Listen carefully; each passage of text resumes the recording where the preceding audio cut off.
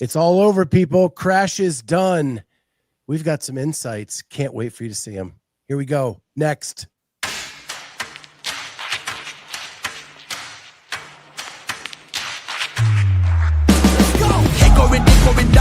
From the dead is a miracle, doc. They counted me out. Moment of truth, counting it down. Underdog story was down for the count. Back on my feet, back with a mic, back on a beat, back with a family that bang in the streets. The game on lock, I stand with a key. Standing my ground, I am planning to flee. Standing my ground, I am planting my feet. Taking a stand, embracing my destiny, shaking his hand, flipping the script.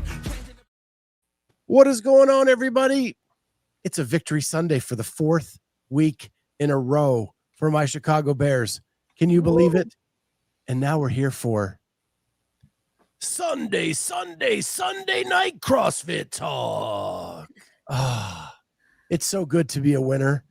I don't know. I haven't felt 4 in a row since 2018. Is that how long? That's how long it's been. Well, my Blue Jays are just trying to hang on tonight, and that game's just starting soon. Can I say, 1, I love Vlad Guerrero. Love Vlad Guerrero.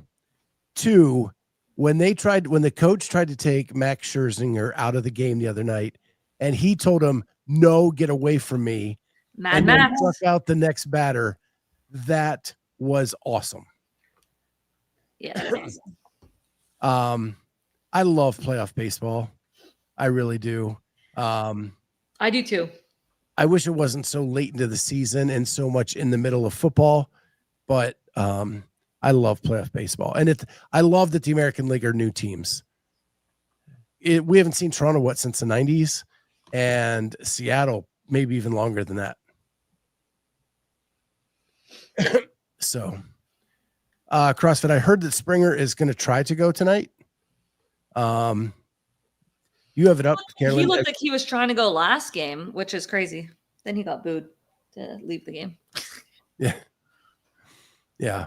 Like Toronto fans have done booing as well. Like every fan base has had their fair share of being, not the best. So it's been a minute since we've seen Carolyne and Jamie. How are things going? You guys have anything going on in your lives? Lucas and I are going to go to the Lions Monday Night Football tomorrow night.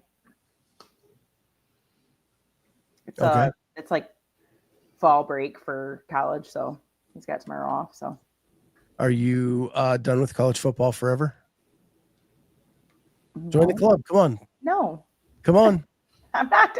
I know I'm done with college football right now with my Wisconsin Badgers getting shut out by freaking Ohio State this weekend. My Bears win 4 in a row. My Penn State and Nittany Lions lose 4 in a row. I mean, we're not going to have it's not going to be a great weekend next weekend either against Michigan, but it is what it is. Carolyne's getting smoked in the chat. Carolyne only likes playoff baseball if the Jays are there. Perhaps. It does help to love the playoff baseball. And then Lex asks, Jamie, how's your hip? I don't know. It is what it is. I like slow. It's a long process. Yeah, I mean, I probably won't have update for you guys for like 4 months. I won't even be able to. I mean, I have my doctor's appointment 11/6. No, so like Thursday, November 6th, a couple weeks, and like from there, I might get, assuming everything looks okay and he thinks it's moving okay, and I have decent range of motion, maybe I'll get some freedom, but he was very specific to like back off and like not do stuff. Like just like I just have to not do things and trust the process and let it heal. And it's hard, but if I try to do too much and test it out, that's probably where the problem's going to be.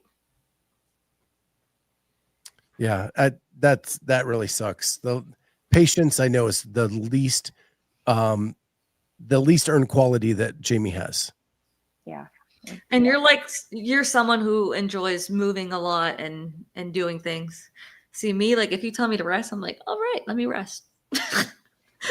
Like, I'm lazy. I'll be It like, was okay for like a week, sure. Like I read and watched some Netflix series, but like after a while, and I would do that stuff even when I'm working out hard. Like I'll take a Sunday and rest and like lay on the couch all day. Like I can have my lazy days, don't get me wrong. But it's also like a mental thing for me. Like I have to like sweat and get, like I said, my metrics are all way off and it's stressing me out. Like I just go like walk for 10 minutes and my heart rate's like at 117 and I'm like, I don't know what's happening. Like my body does not feel right. That's goofy. Yeah. Kenneth DeLapp asks, what's wrong with college football? It's a mess. Like, it's so wild. Vanderbilt is in the top 10. Like, yeah. What is going on? Every coach is getting canned. Yeah. I mean, ours is on the chopping block. It is. I'm like, just deal with it. We don't even have any decent games lined up. We're probably going to lose all the rest of them anyway. Just get through the season. We don't need to pay $33 million. Hey, we paid $57. I know. Which is just insanity to me. We should have just done a trade Z plus like the 13 mil. He was on game day. James Franklin was on game day. I really like the person and what he did at Penn State after the Sandusky thing and to bring them back from the sanctions and to make them a good program again. Like, I appreciate all that so much. It was sad to see him there as a fired coach. Like, and I'm a fan. I want to win, but it just is sad. I don't know any other way to put it. If any other college hires him, they are getting a great human being. Right. First and foremost. Now, whether he can beat Ohio State and Michigan, probably not, but he's going to be a winning program and he's going to make good human beings out of the players. There we are. So with that, let's go ahead and hit Crash. I know that you guys were already on fire when I got into the studio tonight. So let's talk about it. Let's talk about like our kind of alley, and that is the Masters field. My personal friend that lives just down the street, Rudy Berger, won the men's division. I've done so many documentaries on the dude. They're all over our channel. If you want to know more about him, go check those out. He is such a badass. When you watch him live, he just is such a good mover. Mm-hmm. And to be 43 years old in a division that starts at 35 and to basically dominate the weekend was pretty damn impressive. I was very impressed with his scores. And then on the women's side, we had utter domination again. Like every time I tuned in, she was done and everybody else was still going. And because they started late, you hardly ever got to see her go because she was already done with the workout. Correct. And that was Caroline Kluttz. Crushed it. Caroline Kluttz. Caroline, yeah. I tripped over my tongue on the way to that one. Yeah. No, she to me, like she was the most impressive this weekend, like overall. We can talk about the fact that I did the math and like she would have been second overall in the elite individuals. The first workout, she would have gone 5th place, 10th place in the second workout, 3rd place in the third place in the 4th, 3rd place in the 5th workout, and a 12th place in the 6th workout. And she did this coming from a first heat in the Masters without any, Kenzie pushed her on the last one and crushed that one. So shout out to Kenzie on that last one. Really did well.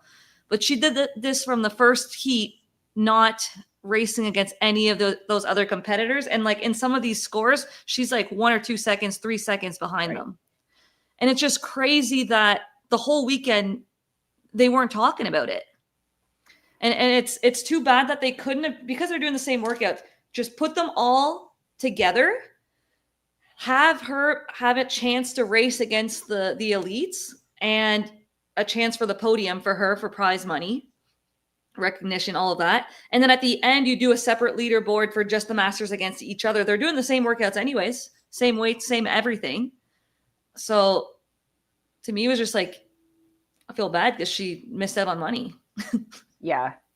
That's my biggest thing with Crash. And I get it. Like, I get the Sevon crew not being live for 14 straight hours and not doing the first 2 heats. Like, they can only talk for so long.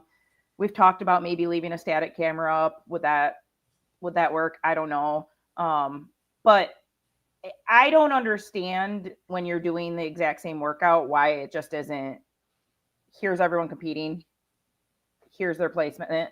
Like, that, let them be where they're going to be. It would be like the WFP if the challenger division had the exact same workouts, right? It's like, just let them all just go. Yeah.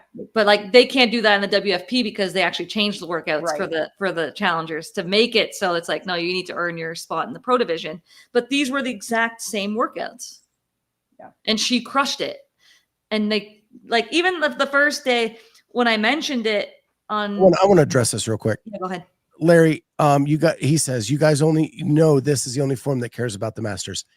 But what you should care about is Carolyne Kluttz scored as well as all but one of the individual athletes. Overall. That's what we're talking about here.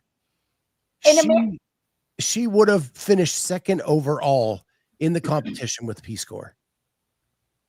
And that's her giving a time for people to, they see it, they know it can be done, they go do it. Yeah, she's the guinea pig. Imagine if she had been next to Paige and Liz and all those heats. Who knows if she couldn't have beat Paige outright and not be losing by those 2-3 seconds and getting some of those points. Like, you're the guinea pig. That is a completely different race. Like, if you're an individual athlete and you're not watching her go in the Masters division to see the score that she's putting up and seeing anything that you can pick up from her, like that's a mistake. If you're a coach or an athlete that's they're looking, watching. Like, you have to go and watch her because she's literally putting up a top score. She was not allowed to do. I mean, I feel like that's been a thing. I feel like she's asked for, and JR makes her do the Masters. It is. Was there prize money for the Masters? Yes. And what was the prize money for second of the elites? I couldn't see the podium. I don't know. I know it was 10 for first, but I don't know what it was. I do know the one year she would have still like podiumed, but it did behoove her to win Masters and win the money that she won. I feel like, but that year it was like 5,000 individual winner, maybe like 22,000 and 1,000 or something. Now that I'm betting it's a bigger prize purse, right? Because it's 10. It probably is like 10, 5. Maybe like 3, at least 3 or 2 or 3 at least, probably.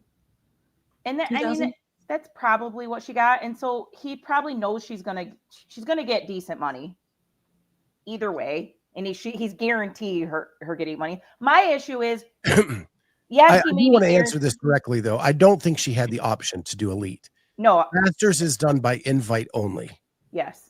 The rest have qualifiers, and I believe that she was just given the invite to Masters, not to the elite competition. Yeah. But I think at that point, like, you invite the Masters, they begin in heat 1, and then if they make their way up and they're racing against the elites doing the same workouts, they are where they are in the race, and then you just have their separate like podium after. Agreed. It wouldn't change anything. Then, like, because you would think the Masters would just be in the first heat anyways, but in this case, like, she's clearly a high semifinal athlete, games level caliber individual athlete. Like, in that, like, you know, group of athletes that were competing in the elites. Like, she's never done the individual CrossFit games, but she's, you know, done the teams multiple times, and now she's done the individual Masters twice. And clearly she's right up there with all of those games athletes that have been there and high semifinal athletes. Yeah, it was just a miss because her scores were really good.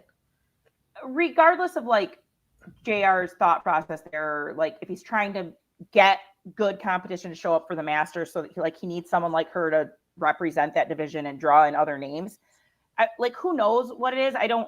disagree with the having that division. I do think they're doing the same thing. They should get to.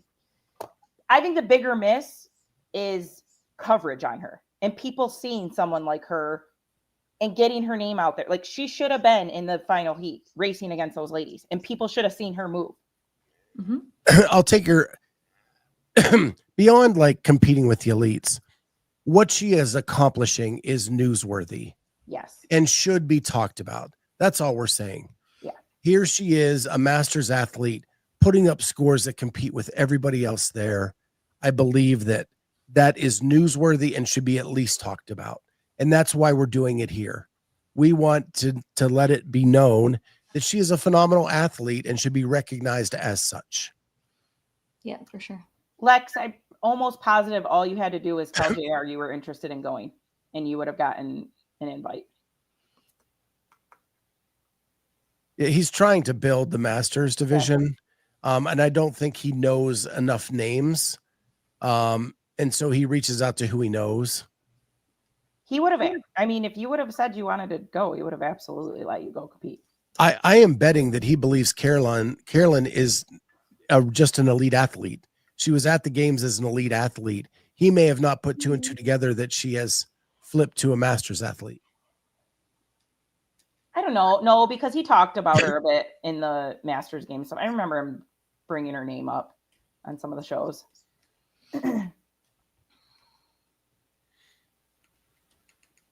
I don't know. I think you just needed to say something. I said something on this show, Carolyne. Oh.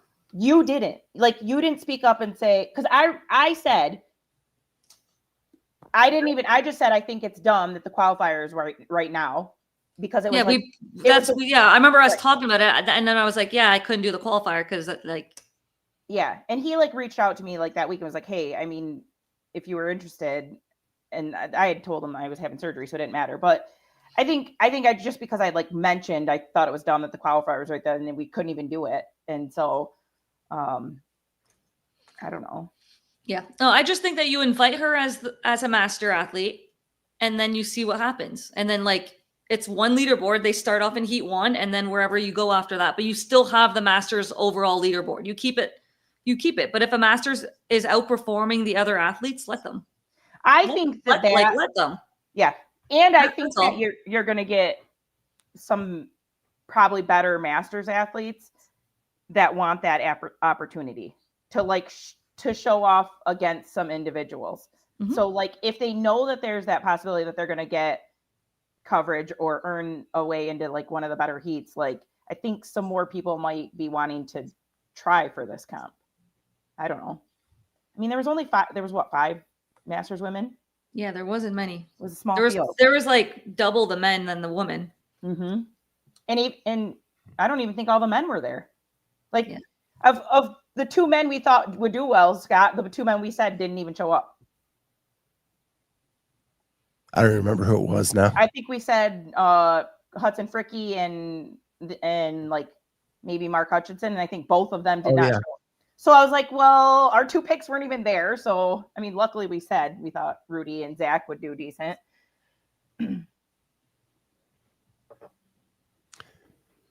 Terry, I love the idea that elites can lose their placement to a master. It's kind of weird. It's kind of like the soccer thing in Europe, that you can be demoted to another league or promoted.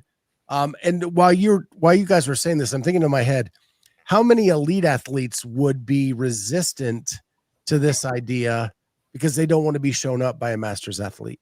The problem is the P score, because if you put everyone together, and let's say some of the masters are significantly slower, you're pulling some of that median score a little bit lower than it would normally be in a pure elite field. But if in the masters division, you only rank the masters athletes against each other after, who cares? Exactly. That's how it's done. I think that's the only reason why they don't do it, is because of that P score issue, pulling the median in the other direction. Because it would, I mean, for the most part, the masters athletes should be lower, but it's not always the case. Like, you have Kenzie that would have done really well this weekend as well. Not as well as Carolyne, but was also putting up some competitive times and scores. Well, it probably would have saved someone like, who was it there at the end? I can't remember. No, the one, not Haas. She did good. I can't remember which girl didn't even get a single handstand push-up. Rachel Noel. Yes. Yep. So that would save someone like her if some of the masters only got, one round or whatever, and that it made that a little bit bigger. Yeah. But I also think that is why they do tweaked programming for the masters, so they don't have to answer this question. But they did not do that this weekend. Yeah. It was the exact same programming. Same workouts, same weights, same transition, same judges that were on the floor. Right. Literally the exact same experience for the masters. Jody, I know it's his event. He can do what he wants to do, but we're here to talk about stuff. We have to it's just no one talked about the fact that Kluttz would have been in second place overall. And we're just highlighting that, how impressive that was coming from literally a first heat the entire weekend, being a guinea pig for these workouts to the rest of the field. How many people watching Crash this weekend heard Carolyne's name? Probably twice. That's unfortunate. Yeah. And at one point, I think the broadcast team were like, oh, but she's doing great in the masters, but she'd be in the second heat in the field. And I'm like, are you guys not looking at her scores? They're she's not in the second heat. She's in the final heat. Right. from the day one events. So Kat, we are not complaining about masters coverage. We are complaining that a person did something really freaking cool this weekend and it wasn't covered. Stop going to the nobody cares about masters. We don't want masters covered. Yeah. We're talking about a woman who did something really cool, posted times that were as good, if not better, than the elite athletes. And we just want that recognized. That is it. Yeah. And it's not just she would have been in the middle of the field.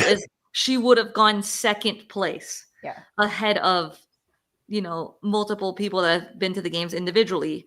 And high level semifinal athletes. It was very impressive. So shout out to Carolyne Kluttz. Yeah, exactly. And shout out to Rudy. Rudy. Yeah. Rudy. Yeah. Great champions. I've been talking to Carolyne. She actually just moved right before Crash. I was trying to have her on right before Crash. She's supposed to have some time this week to come on. So hopefully we'll have Carolyne on this week to talk about all that. With that, John says they did say she was third overall. Who said that?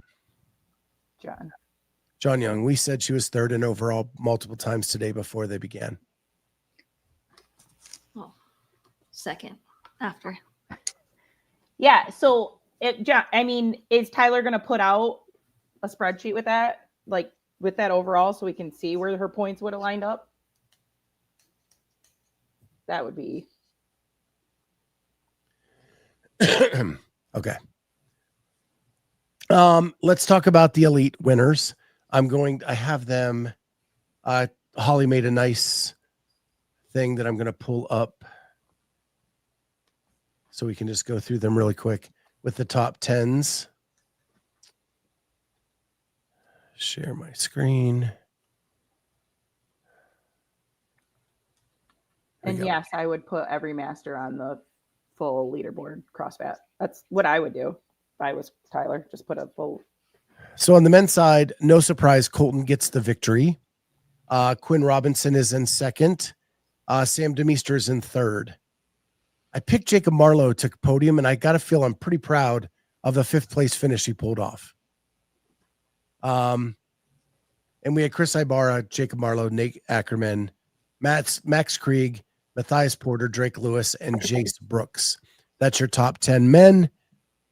On the women's side, we had Paige, Paige Rogers, formerly Paige Powers, Maddie Fouts, Reese Littlewood, Samantha Pugh, Liz Wishart, Trista Smith, Miley Wade, Caitlin Sanders, Caitlin Bernardin, and Kyra Milligan. you guys actually noticed something about the top 10s on both sides. What do you want to share that with the crew? Well, Caroline got this more Well, I than said I noticed. team athletes did really well this weekend. Yeah. You're looking at, on the men's side, second and third place finishers were team athletes outdoing the individual athletes that have been, training there. And then someone like Kluttz, who comes from the team, also at the games, she got third on a team at the games. She also did really well this weekend. Sam Pugh, I think, is a team athlete from this year's CrossFit Games. And then obviously you have some other athletes too that have done well. But we often say that like team athletes are like a tier below the individuals. But here we have, a weekend where they're competing individually and got the shine in a different way that they normally do. So I think shout out to those athletes that competed individually this weekend and crushed it. Yeah, on the men's side, I think it's even more Quinn, Sam, Drake Lewis, for sure. Matthias, is he a team athlete or no? Well, I feel like he's gone team, but I mean, I feel like he's worked. But I think that's kind of the issue with some of these people, is like they're working their way into an individual side.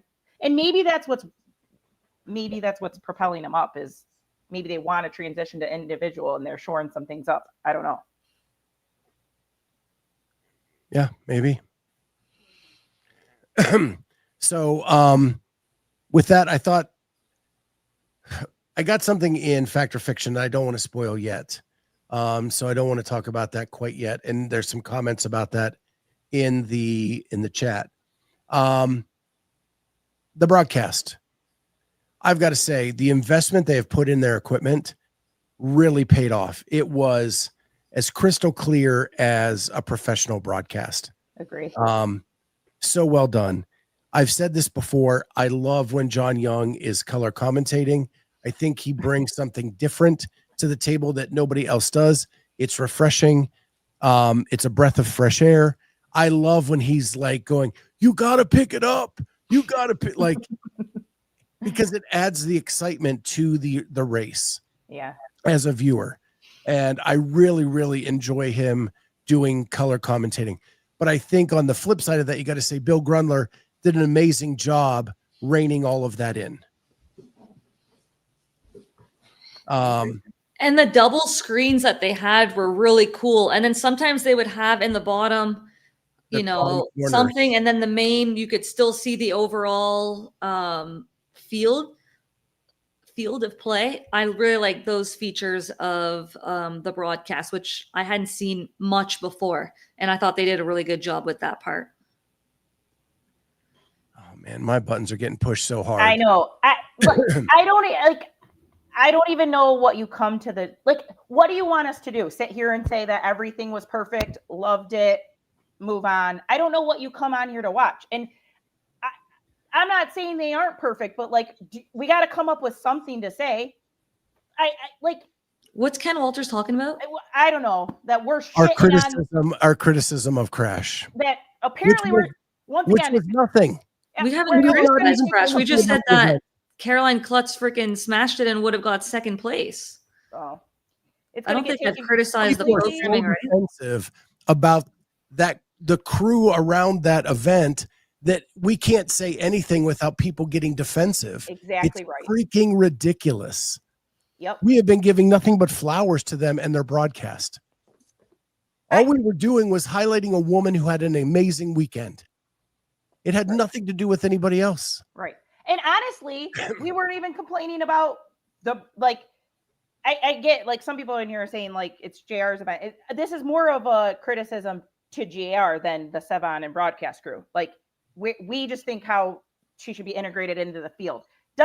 Not even shitting on the broadcast crew. I feel like they just take everything out of context and it's going to be yep, we could do it so much better. No, we're just trying to give multiple viewpoints. Literally they just didn't talk that much about it the whole weekend. And even after the fact, there was no analysis of how well she actually did the whole weekend. So we're just bringing it up because I felt there was a huge story that was missed during the weekend. Right. And they have self-admitted they're not going to cover the Masters. They can't be there for 14 hours. Then we understood that. We even said that when this all started. Yes, totally. I totally agree. I understand what, like the first 2 heats of the individual, like I get why they aren't on. That's totally fine. Totally agree.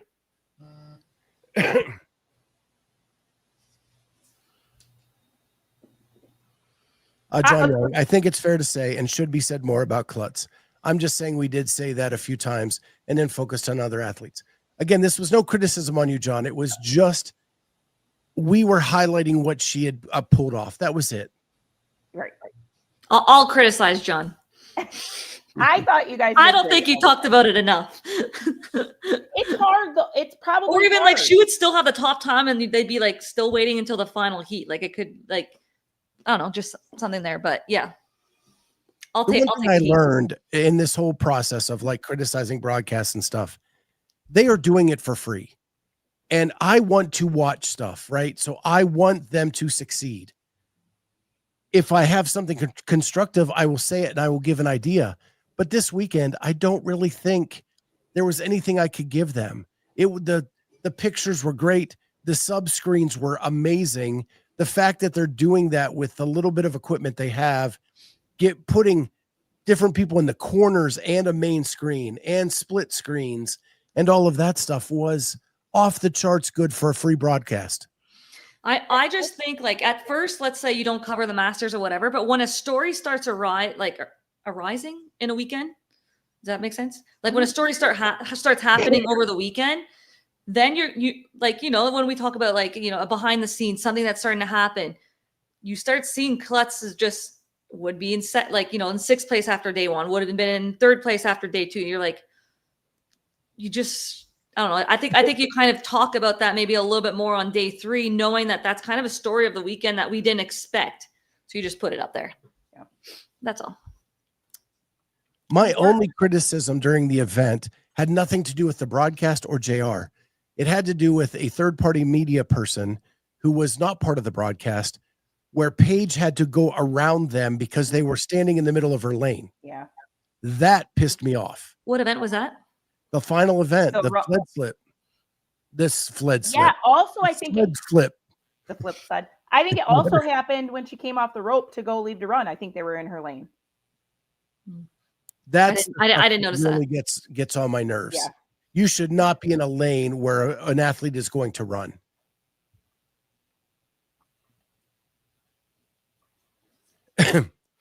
I would name names if I knew who it was. I could not tell by the picture who it was. How cool was it to see Colten's row monitor? I had no idea they went that high on the pools.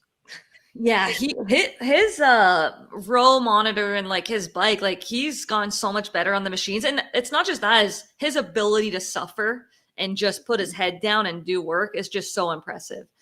What I like the most is just like the interviews as the athletes are still finishing the workout, like people that are just finished the whole, you know, they won their heat and they're just doing an interview while you see other people are still dying for minutes after, I think is hilarious.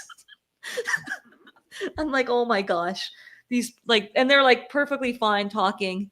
And yeah, but I don't think it was Hiller. It was not you, Hiller, unless you have a guilty conscience and maybe it happened when I didn't see it.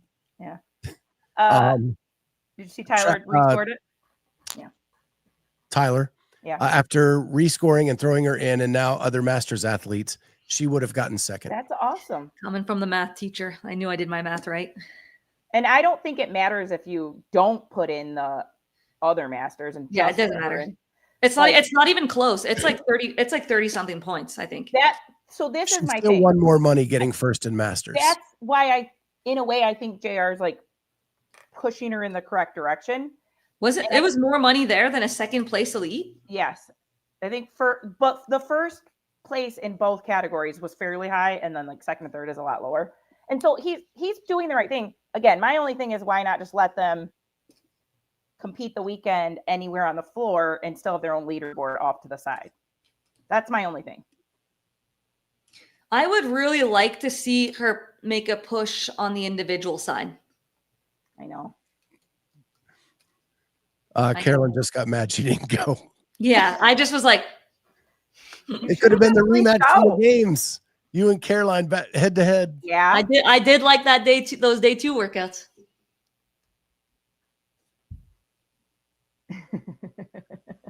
And day 1 and day 2. Yeah. There's some of those I would have liked. I just wanted you to mess me up if you weren't naming names for some reason. No, it wasn't you. It truly wasn't. I believe it was someone that they had hired to do work for Crash specifically, but I don't know for sure because I know it's nobody on the Sevon crew that I saw in her lane, and she literally had to run around him to get it down the lane. She was impressive in that last event. She smashed that. Like she's what, 8.5 months postpartum? Yeah, 8. It's insane. Yeah, I'm excited to see what she'll do at Rogue because she win the Rogue qualifier?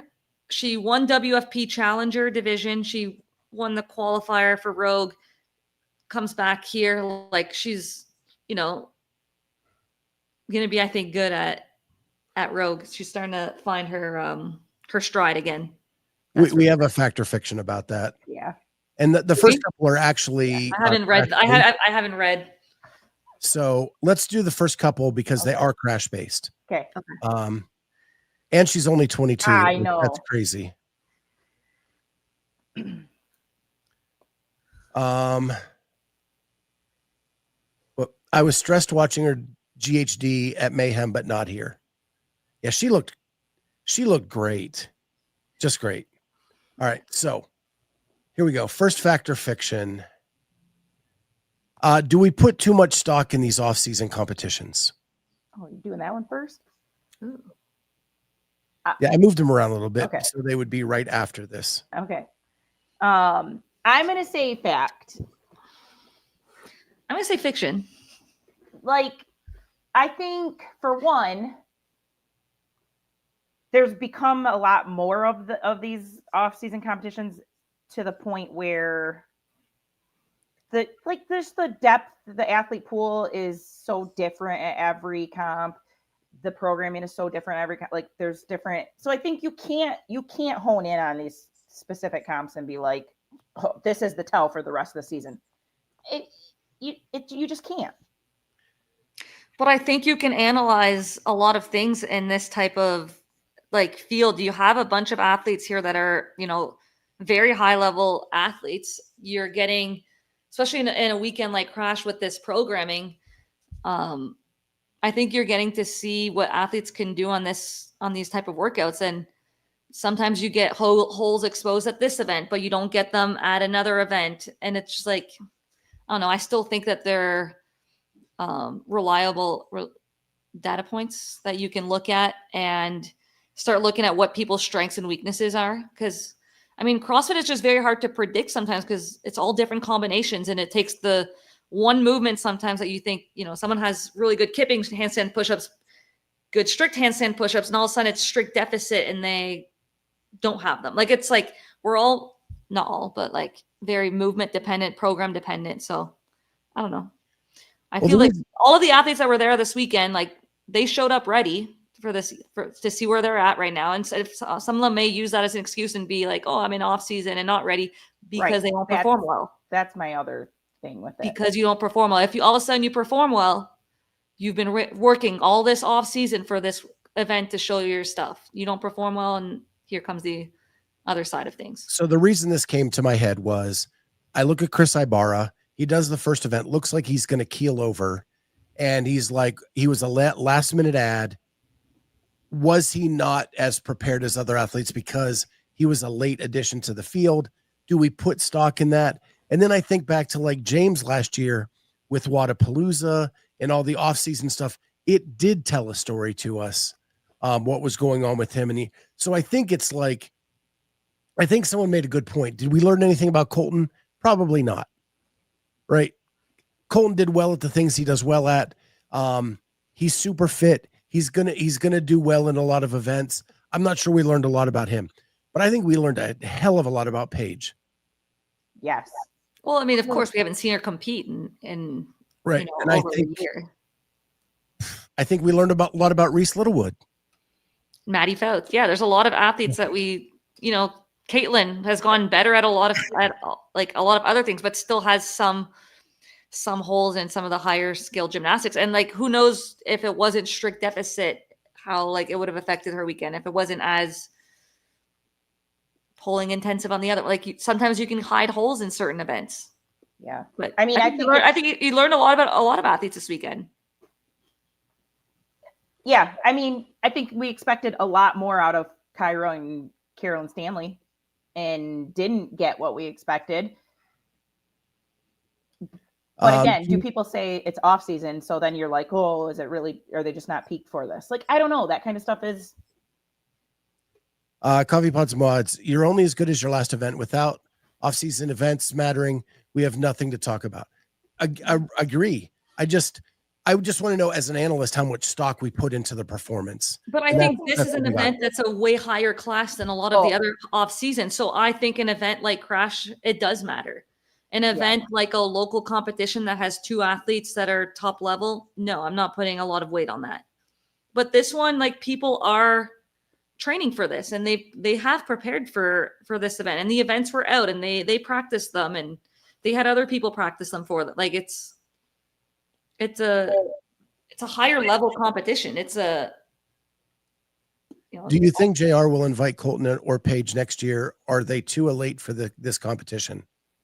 I think he invites them. Colten wants to do it all the time. He doesn't care. I don't think he's going to not let him come. How many eyes do those 2 athletes bring? Mm-hmm.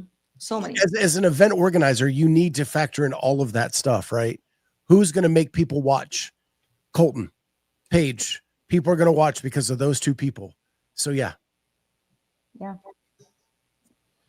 Wow. The comments are flying in. A lot. All right. So next Factor Fiction. Paige Rogers / Powers will be a top 10 athlete this season. Fact. I put Penn. Oh yeah. Penn. Sharpie. Yeah. Different game. That's next week. Wait, what was it? It was pencil, pen, and Sharpie. Yeah. I'm Sharpie. Yeah, I think I'd be very close to Sharpie. I think she's clearly coming back in the right ways. And if the only thing she's really concerned about is strength, she's gonna have that locked in by August. She'll have it locked in enough for semis. She was a good athlete before. She had the base gymnastic skills. If she just hearing her talk, and like she even said, like she thinks she might come back better, and that's scary to hear someone like that say that. All right. 10's high, can't trust 1-year-olds. Terry says fact. Craig, fact. Kenneth, pencil. Women's top 10 is stacked already. John Young, Paige gets 15th at the 2026 CrossFit Games. Already forming his mountain. Okay. Especially when Magala and Horvath return. We already talked about Horvath's return last week in pen, pencil, Sharpie. Yeah. Is her environment around her set up to continue her trajectory of financially speaking? I don't know. I don't know either. It's been spoken. I agree with John.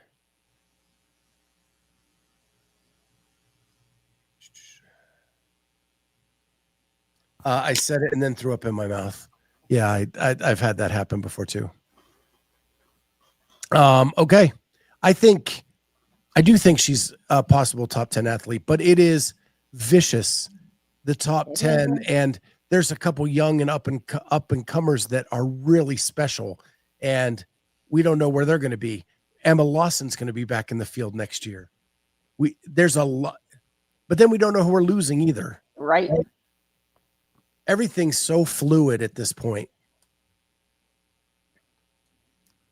Lydia Fish has got to get stronger. Yeah. Someone like Miriam is going to continue to get better. Like she's still very new to the sport, and she had a great year. There are a lot of really good female athletes coming that are young and hungry. That's for sure. What Reese Littlewood proved to me this weekend is she can handle a little bit heavier than I thought she could. Mm-hmm.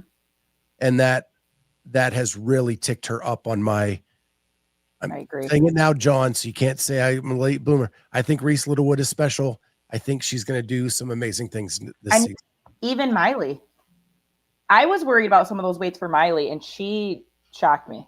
Didn't Miley clean and jerk like 240 at the games? Like something like that? Like she's not weak. Yeah, she's not. Like, why are we talking like she's like weak? She's not weak. She's just so little. But she's still strong in the Olympic lifts. It's just probably just like the brute strength stuff or like the odd object where you need a little bit more weight on the sleds. She moved the sled better than some of the bigger girls. That's what I'm saying. I was just really impressed with her strength. I didn't expect to see it. You know who moved the sled? Like, I've known Amy Hosking for a long time through the semifinal series as we've done. She's not a large athlete. And the way she flipped that sled at the end was awesome. I was so glad that she got that win at the end of the weekend. She's just a good person. I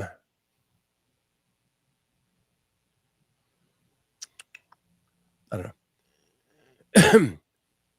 know. Reese is also an excellent interviewee. She is. She's really good. All right, next one. Oh, now we're done with the Crash stuff. Okay. Can I give one shout out to someone from Crash? You can. Liz. She had a great day 2 or day 3. I talked to her on the phone, like after me and Lex were calling her after, like each night we chatted about the following day, and like her goal was to get on the podium, and she was so close. She had a great day 3 today, and shout out to Liz because she was awesome this weekend. Great. So. Big Wishart fan. Yeah, she's great. I do agree with CrossFit on this. The interviews during the final athletes was fun. I like that. Not just turning out while last place finishes. Yeah. Or tuning out while last place finishes. I loved the interviews right off the floor. Mm-hmm. Allowing them to sit down and have that conversation and not like trying to catch them as they're walking, breathing heavy. Let them sit down, get a good conversation with them for a couple minutes. Really well done on that too. I honestly, the one year I was at Syndicate, we had a table and chair back there where if people wanted to sit down, they could. And it really did make a difference in getting like a good quality interview. Oh, man. A sweaty chair though. Yeah. Just don't get the padded chair. Get just the smooth metal chair so it just runs off. You can wipe it down with a Lysol wipe. Seven did not smell the chair. Tell me that's a joke. Like, I can totally see him doing that, but I miss that if that happened. Honest question. How many elite athletes are overrated compared to their actual performances on competition? See, I don't know if it's overrated or if it's just exposed with certain programming that we're dependent on. Like, if you get the right combination of things, certain athletes will excel. And if they don't get the right ones, then they don't do well. And is it overrated or is it just program dependent? But I think there's also an element that certain athletes just crash a little bit more mentally in an event. Like if things aren't going well for you, mentally, it's a little bit harder to struggle. It's a little bit harder to run to the next transition. So there's a huge aspect, like mental aspect in competing that definitely is there. But I think it's very program dependent as well. I think I don't know if it's overrated, but I think a better way to put it in the CrossFit space is there are athletes that are overexposed, meaning that we see them all the time. They have a big following. You hear about them all the time. They have things done about them. And so they're always out there. And maybe it's like the Anna Kournikova saga of tennis from the 1990s. Always being interviewed, always in the spotlight, but the performance on the court never kind of matches up with that. And I do think we have some people that have not proven themselves on the floor yet. Yeah. And then also when you're competing against a different field, you have different people affecting you in results in the events. So that's, if you're always competing against the same field all year round, it's different, but you're going to get outliers in every field that you have that just have these strengths or that can kind of make you look bad sometimes. CrossFit, I think this is unfair to Sarah. Erica Folo has not even made it to the game yet. Sarah, 2 third-place finishes behind Katrin Davidsdottir and Tia Claire Toomey. Back-to-back years. When Erica Folo does that, then we can make a comparison. Yeah. Mm-hmm. Yeah, I don't know. I mean, it's sometimes you like, yeah, Hiller makes a video about somebody. You want to root for them. You want them to do well. Sometimes the reality isn't quite there with what we're hoping for. Folo, I just think that she didn't adapt to some of the new elements. And that's one of the reasons she wanted to go to Crash, is to kind of face, these different, like not materials, equipment pieces that she doesn't necessarily train with. She has some very, very good strengths. Obviously, we saw in event 1 how good she is of a squatter and speed, but she still has to get better at adapting to new things. Like the sled was a challenge for her, and the P-bars this weekend. And then once things aren't going your way, like I said, I think mentally she just kind of lost confidence, I think, over the weekend. So hopefully she can get that back in the next few months and continue on. Kenneth DeLab, surprised this Canada-based biased show isn't more on the Folo train.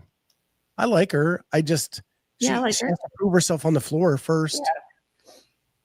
She has some stuff that she's really, really good at. And I think there's some areas this weekend that she could have been better. And I don't know if it's just because things weren't going right, that maybe mentally she wasn't as in it after. Confidence plays a big role in competing in a lot of sports. So I want to ask you a question. When I interviewed Colten at his first CrossFit Games, and he didn't make the first cut, he said to me during that conversation that he had to spend so much time getting better at the stuff that got him to the games that he didn't have time to work on the stuff to be better at the games. Mm.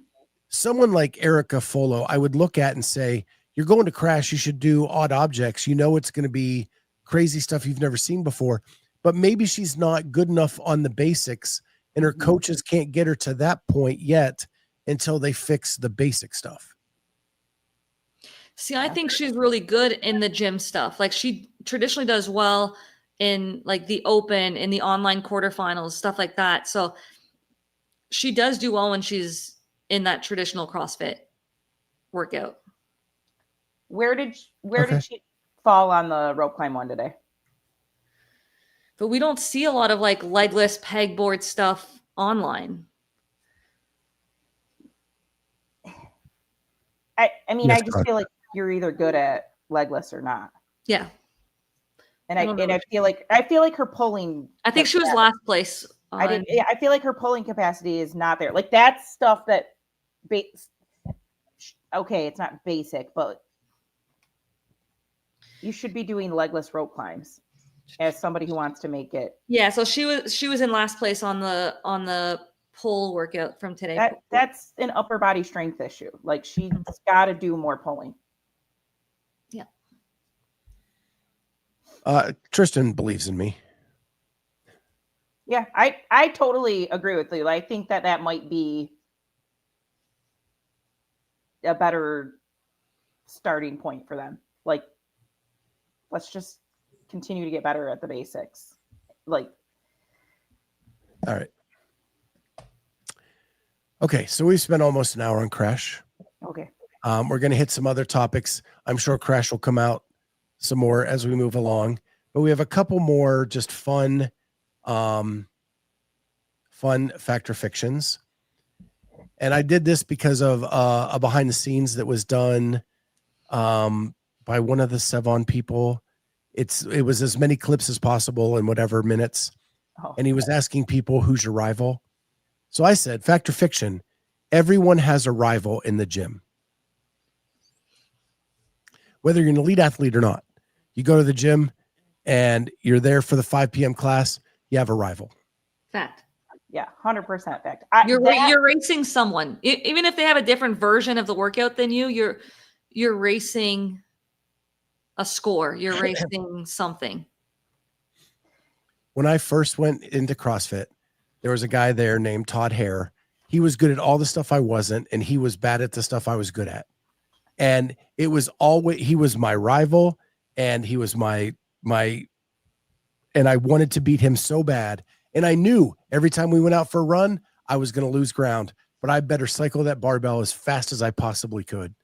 And he made me so much better because of that. Absolutely. Because I pushed every time more than I needed to.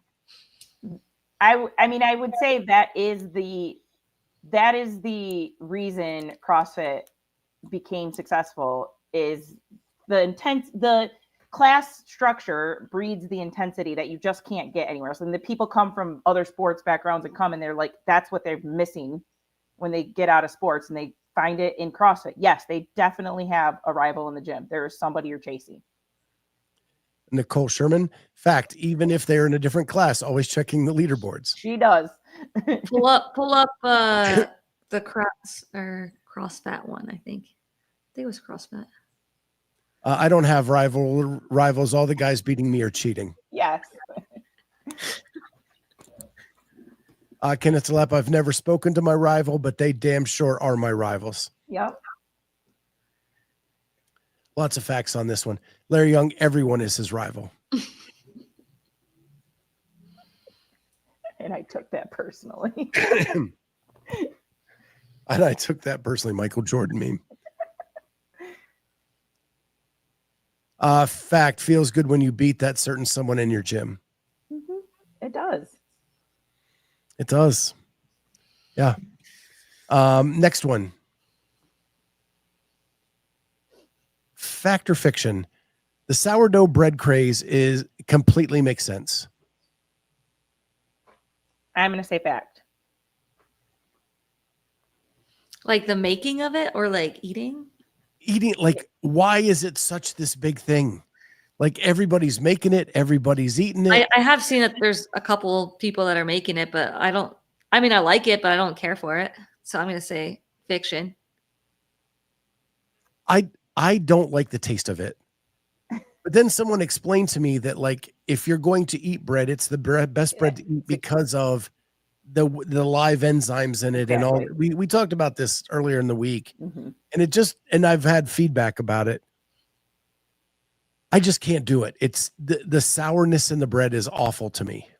You got to get like the flavored, like you can do other things with the sourdough. Like you can make like a pumpkin sourdough. I mean, yes, it's all going to be kind of sour, but I think because there's so much you can do with it, and I think it's a nice project for some people to work on. Like the time and energy, the love you have to put into that, I think it totally makes sense.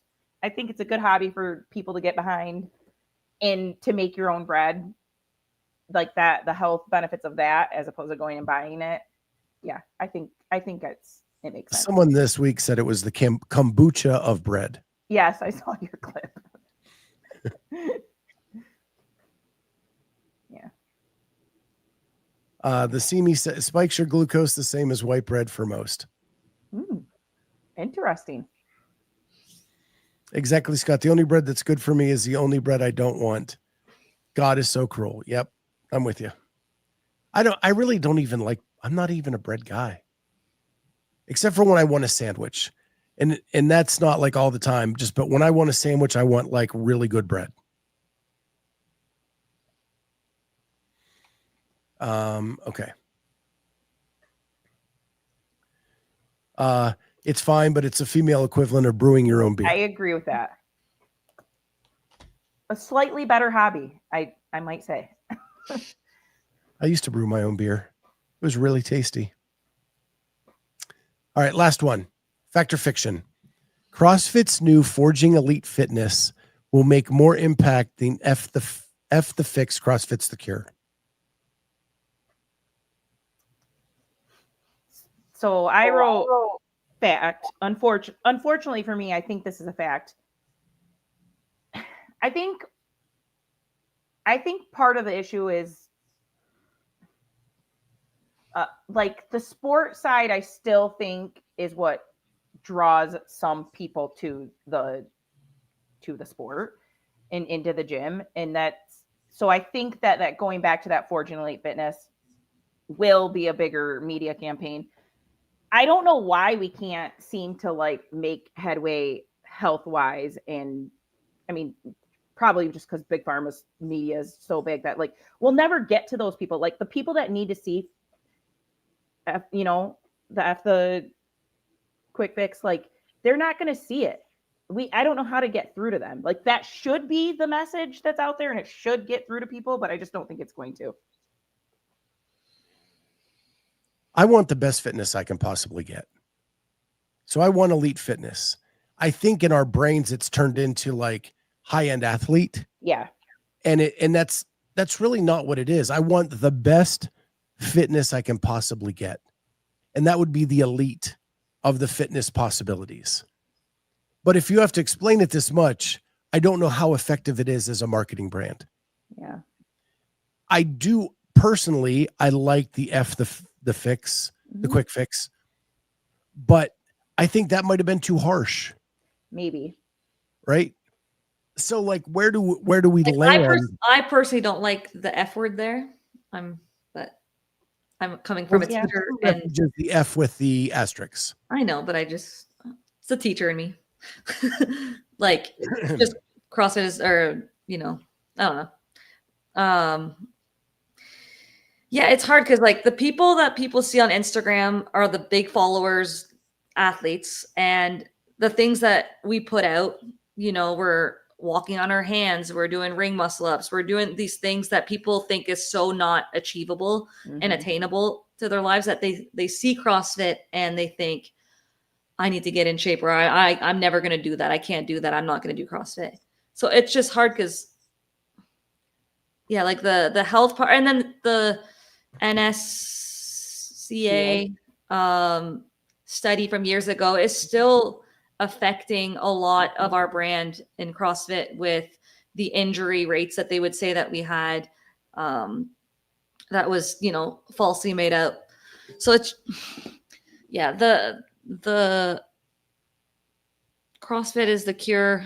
While the idea is important, it's just hard for a lot of people to get behind CrossFit. Like it still has a bad rep. Like, yeah, like you still almost have to like sell what you do and like basically like train people and don't tell them it's CrossFit. And then when they're like, oh, I like that. And I'm like, that's CrossFit. That's how I train, but I don't lead with that. Yeah. It's like, it's weird because like, I know it works, but when you lead with CrossFit, there's this, like, people are scared that because there's all these images that like they'll get hurt.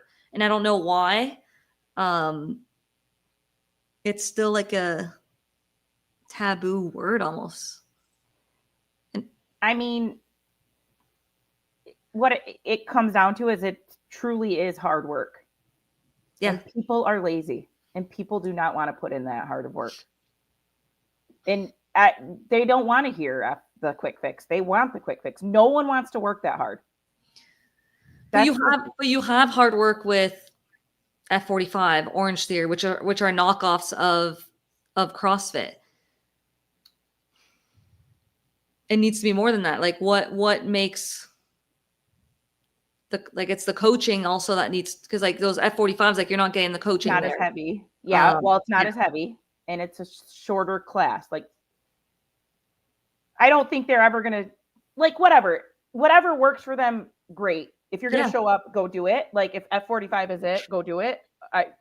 But CrossFit does include heavy lifting. I personally, that's how I found my best self, is putting on muscle. Like I want other people to experience that. It just see what your body can do. You'll burn so much more calories through the day when you have muscle on your body. But I mean, I've said this before, I've had people come into my gym and they're like, I don't want to look like you. And that's a reality. There are women who do not want to put on muscle like that. And I don't know what to tell you. I get my students that will say that, Madam, I want to, tone. I don't want to have big muscles. I'm like, don't worry, you're not gonna magically just get big. Extra sloppy. I know like 1,000 people that watched me change my life with CrossFit, and practically no one who will even remotely entertain the idea of trying it for themselves. Yeah. That's so crazy. It is. I mean, my jump into CrossFit, I lost 250 plus pounds. And everybody's like, what have you done? What have you done? And I'm like, well, I work out and I eat right. And they're like, oh, it's not a pill? No, it's not. But it's the best hour of your day. And you feel And there's so still much better plenty of after. ways that you can do CrossFit without doing, the inverted movements or the Yes. pistols or the GHDs or the butterfly pull-ups, right? Like I feel like we need to focus maybe on that as like that you're still doing CrossFit with these other movements in classes, and you can do other versions of pulling yourself that doesn't include butterfly, in terms of if you don't have the baseline strength for it and the mobility, like you shouldn't be attempting that anyways. But that falls back on the coaches, and that ultimately falls back on the ego of the athlete, which is a huge issue. Yes. OMG, so true. Stop worrying, girls. It takes so much to get pipes like Carolyne. Listen. It's so frustrating because I'm like, so you think like I don't look good? Like, what are you saying right now? You don't want to have muscles like I have muscles, because I think it looks good. But yeah, that's a hard conversation. Yeah, Carolyn's an F. You guys, I won't even get into it. But yeah. This is the thing. Like, if someone said that to me and I was one of you two, I'd be like, trust me, you are not going to work hard enough to look like this. I have said that. I'm like, trust me, you won't. Like, yeah, it's I mean, I've been working out since I was 3 years old, basically doing sports. So people have this idea that it's easy to put on muscle. And like, there's a lot of males that struggle putting on muscles, not just females. It's like, there's males that are training years and they still have trouble. So this perception that you're going to work out and do, 10-pound weights and all of a sudden you're scared of it. Yeah. Yeah. Everybody's kind of echoing the same stuff. Yeah. It just is. But we don't know the full campaign. They kind of previewed it today. It's supposed to be released tomorrow. So look out on Instagram. CrossFit Games will be releasing the next market, or I guess CrossFit will be releasing the next marketing campaign tomorrow for sure. So with that, I want to talk about trademarks because it was kind of in this vein, and I was looking it up, and this, thank you to Vicky Duncan, who's in the chat right now. She pushed me to look at this stuff. And so I went out and found all of the trademarks that CrossFit has. And this actually stemmed from, and we're going to talk about in a second, the new CrossFit Games podcast called The Sport of Fitness. And Sport of Fitness is actually trademarked by CrossFit and has been for some time. But they have, I think it's 123 trademarks CrossFit has. Now, they sometimes repeat, like CrossFit is a bunch of times. One of them is for retail clothing. One of them is for healthcare and different applications, things like that. But the quick fix is trademarked. okay. Forging elite athletes is trademarked, not fitness. Forging elite athletes. And it's just interesting if you go through and see all the stuff they grabbed early on in their venture. Murph. Fight Gone Bad was in there. I just saw. Yeah, Fight Gone Bad. CrossFit affiliate programming. 3, 2, 1, Go. Fittest on Earth. Forging Elite Fitness is trademarked, but they also have Forging Elite Athletes. Okay. So there's some others. Some are pending. A Better Beautiful is pending. And that was placed on September 2025. Wow. and some they've let expire. So like the old the CrossFit Games that had Reebok with the shield, they've let that expire.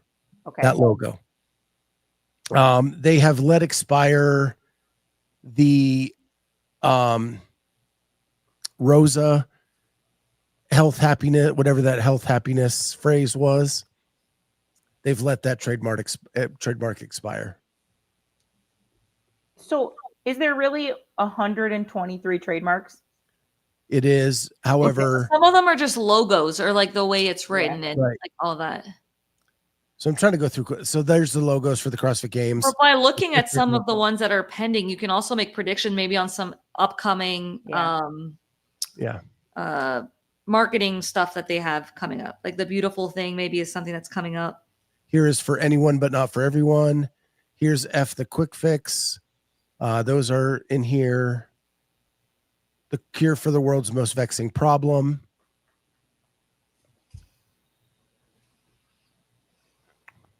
But the well, this one now says live pending.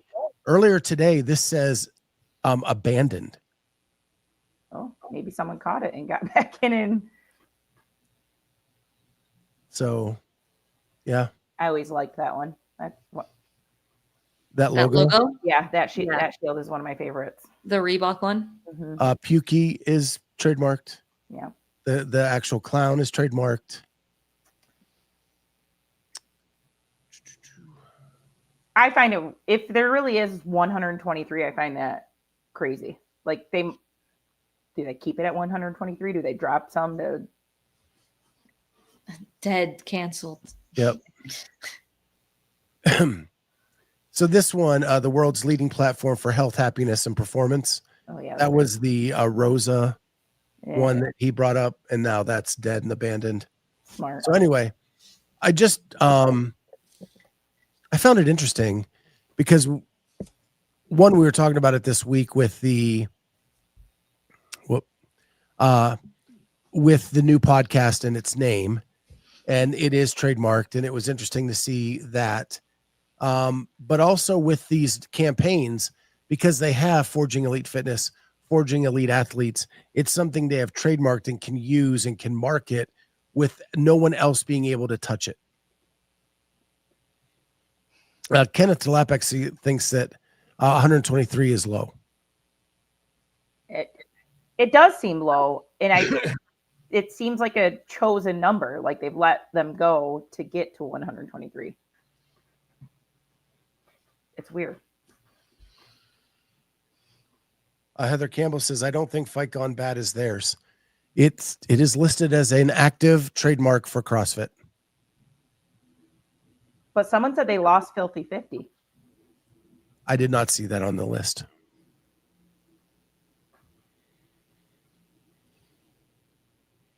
That's definitely CrossFit.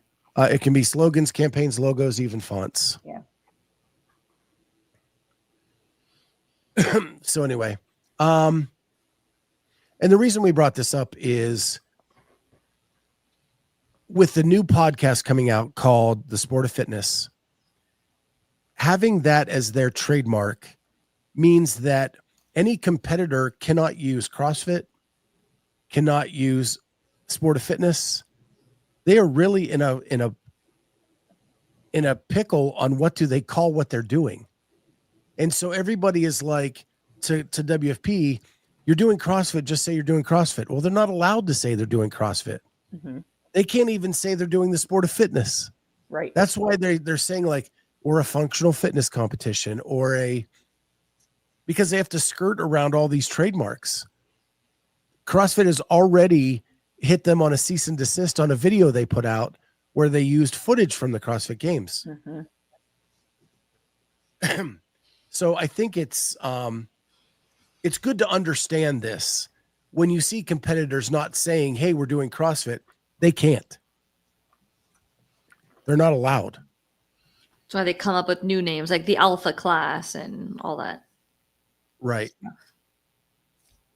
F45, all that stuff. You have to make up your own thing for it because you cannot use the trademarks that are already out there and being used.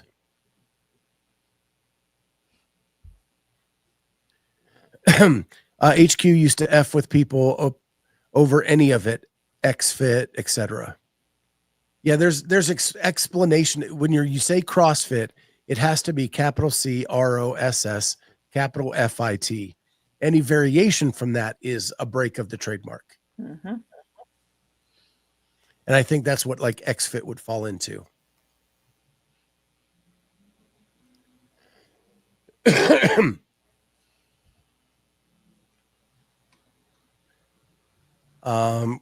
Clock cutter, forging elite athletes, USD1 universities would seem to have a claim to that. I'm just telling you what's on paper. They better show it then. They better show up and try to prove it. So the new podcast called Sport of Fitness Podcast, Chase is going to be the host. Dave will be a frequent guest. They have announced that this is where CrossFit will release its sport information. And Dave said that he wants to have a place where they release it instead of all of these other third-party media people releasing it. Take the narrative. One, do you think that's possible? Let's start with that one.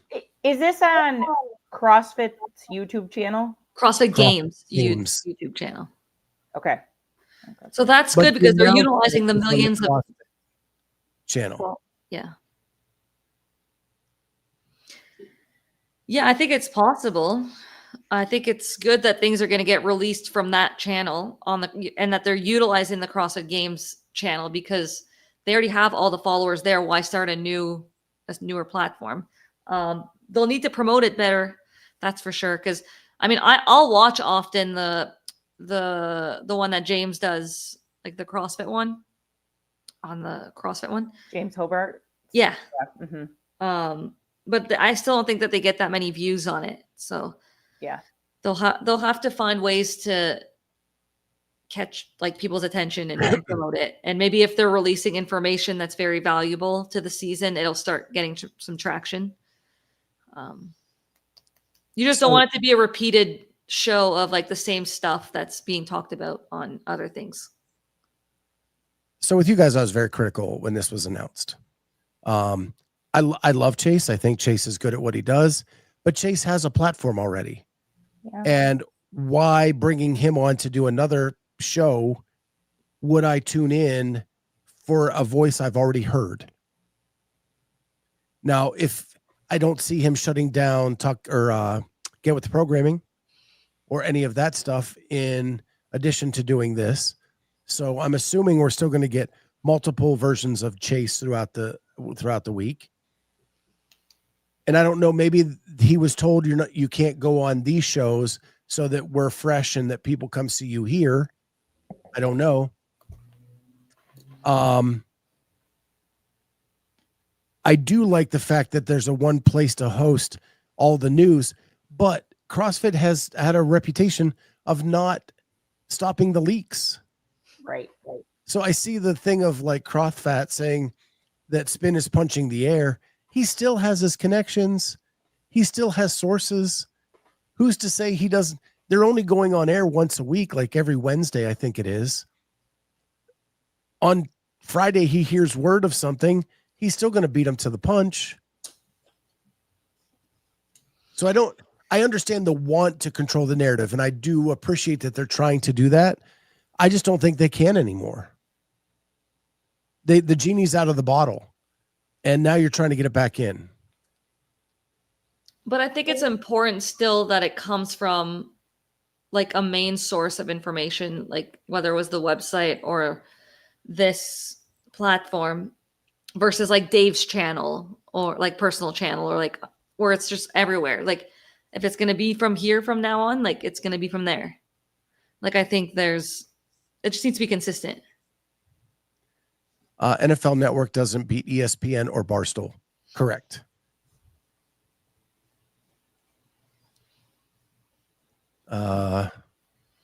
Whatever they do, they need to stay consistent.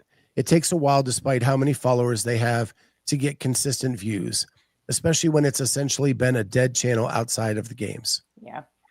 Amen, sister. Yep. You can't get it back in on a glorified Zoom call. Excellent point. Yeah. But those, like they said that they're gonna have athlete interviews on it, that they're gonna do promotions of, you know, especially the competition that have the CrossFit, what is it, like affiliated comps, like do better promotions of that. Yeah, I mean the moment that you start doing long podcasts, like a lot of times, like it just doesn't generate as many views. It's like if they just were to clip, you know, like a 5 to 10 minute video of some upcoming news, and that's just watchable. I wonder if that would do better than like an actual podcast, like the daily news or the weekly news. Yeah, there's so many people doing it though, so you're gonna have to be original. You're gonna have to have something that the others don't have. I think it's an uphill climb. I think it's gonna have to be short. Mm-hmm. Like it can't be 2 hours. No. Like under 30 minutes, maybe even like 15. I think, like, yeah. Clear, concise, get us your information. That'll get you. People aren't going to tune in for. There's just too many things to watch. Yeah. I don't even know what new information they'd be bringing that would take that long to discuss. Strong body, strong mind is not a fan of Chase. I don't know. I like Chase's voice, but you're right. Here we already hear him. Like we get his opinion. I don't know that we need it again in another avenue. Yeah, I don't know. I don't know who could do it. I would like, you know, like Denise it could have been Denise. It could have been Hobart. It could have been any one of them that are kind of already doing their thing on that channel. I really like the dynamic with Nicole Christensen and Dave when they were talking about the workout the one day that when the affiliate didn't show up. Yeah. I thought that was a podcast I would watch more often if they went with that format. But again, they need to think outside the box, just like Jenna's doing with the marketing. Like, think outside the box and bring something new to the table, or nobody's going to tune in. Yeah. So, and I'll tune into episode 1. We'll see what it looks like. Yeah. Yeah. I mean, we won't know until we see it. So I did want to get your take on Media Hill. As you are a member of Clydesdale Media, we did make it onto the Hill. We were in the runoff or whatever it was. But we made it. Whatever that was. Your thoughts? I liked it. I think it was John gave him a lot of flack for acting like it wasn't science. I don't even know what he wanted them to do. Like it was a nice idea that they took his hill concept, his mountain concept, and ran with it and brought some more eyes.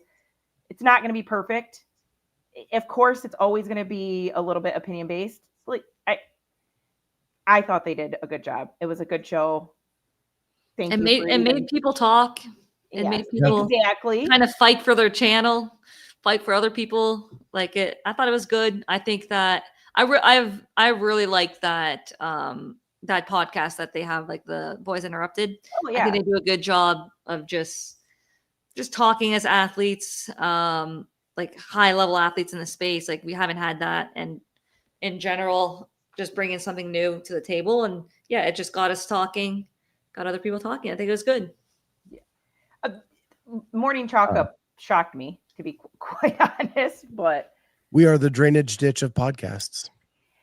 There we go. I made it to the mudslide.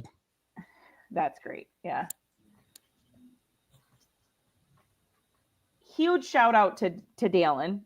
Like clearly I don't know if he tunes into your lunch shows daily or if he's catching some of these. I don't know. I gotta say, I was shocked that James, I almost like kind of knocked you. Like his dad is a freaking Masters athlete. Like, he should have been like, I don't know. I feel like there could have been any other way to word that. And I don't know. He should want more attention on the Masters. James has been on the show. I know. I was like, he started talking. I was like, whoa, what? And I do think there was some West Coast bias. Justin he's up later. I don't know. Doesn't matter. I had it in my head. Now it's gone. Yeah. But yeah. The funniest thing is when John made the mountain comparing us to athletes, when I first saw Jorge Fernandez was us, I was like, what the heck? And then I'm like, well, wait, he made the CrossFit Games this year. Like, he's a good looking dude. Exactly. All right, I'll take that. All right, let's go. I'll run with that. Someone said that they don't watch Amanda. I watch Amanda all the time. I watch Amanda. I like her. Yeah, I I think she's great. I think she was definitely a miss on their show. I think she does some good videos, and I enjoyed her video on the Media Hill stuff. I think WOD Prep was a bit of a miss, but I understand in their mind why they didn't put them there. But yeah, I think. Well, I think TTT was a big miss. Huge. That shocks me. Yeah, if Mayhem's on there, I think TTT has put out some really good stuff. Yeah. Yeah, they have some good podcasts for sure. Yeah. I don't even know who Mason Startup is. Like, I've never heard of that. I don't even know where to find his content. Like, where is it? Even Proven, like they post a lot of things of content and media. Yeah, I think Proven and TTT should have been on the same level as Mayhem. Mm-hmm. Yes. And maybe a little bit more just because they put out so much, but Mason has only done a handful of videos. So that's why you probably haven't seen it. Yeah, I've never seen. I'm not saying Mason's. I don't know. I just don't know where Yeah, to find him. I went into. I swear I know who he is or like follow him, but like when he came up, I was like, "Where is he on Instagram?" I tried to search his name, can't find him. I don't know. I don't even know how to follow him.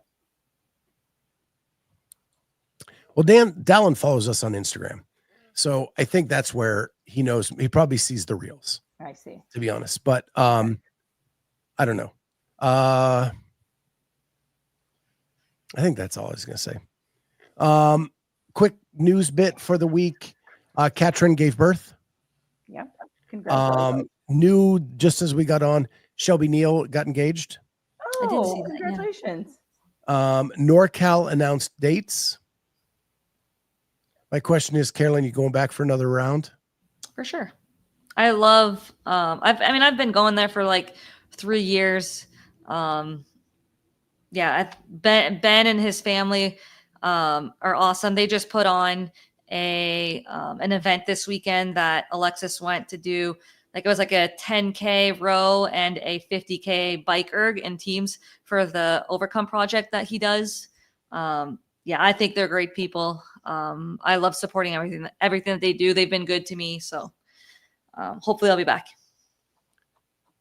I have to admit, like watching NorCal is so much fun. Last year, I didn't know how to put it with qualifying people to the games and how much fun it was to watch. And there has to be a medium in between the two that works really well. And hopefully they find it this year.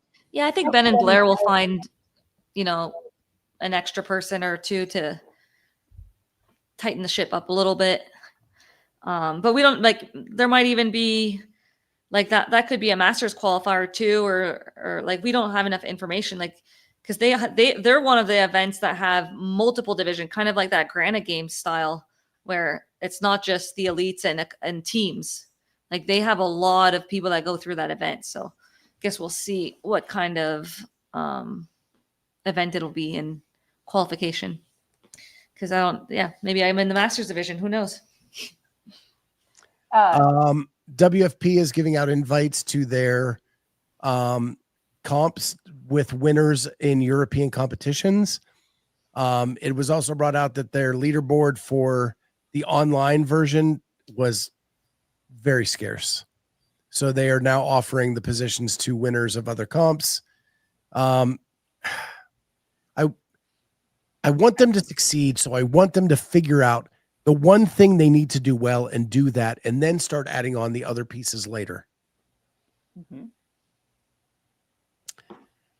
The last thing is all open announcement locations have been announced. Kind of. So we know one is at an Air Force base. We know one is in Europe somewhere. And we know one is at Wadapalooza. So again, that's probably the earliest we've ever known that in a season as well. So good coming, guys. on that. Kudos to that. Yep. And with that, that's pretty much your news for the week. And we've just hit the 90-minute mark. Perfect. So with that, I'm going to let you all hit the sack just like me. Got a long day tomorrow. I'll be back for lunch with the Clydesdale, I think, tomorrow. And then Tuesday night, we're going to do a supper edition with Kelly Clark. Oh, nice. One of the newest red shirts on the scene. Yep. And she has a special project that she is working with keeping firefighters healthy. And we're going to talk about that. And it's going to be a casual conversation. The new format of like no interviews, just conversations with my friends. And so she's coming on Tuesday night. I think it's 7:00 Eastern time for that. So it'll be a supper edition of Lunch with the Clydesdale. But yeah, exciting news for her and see where she's at. And she sent me that little shirt right there. That looks like a Giants jersey, which is really cool.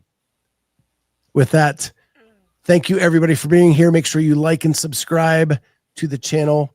If you want to join, that's awesome too.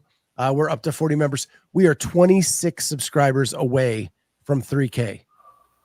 Trying to hit that by the end of the year. And when we do, I will have shirts available for pre-order in the Getting Jazzed style.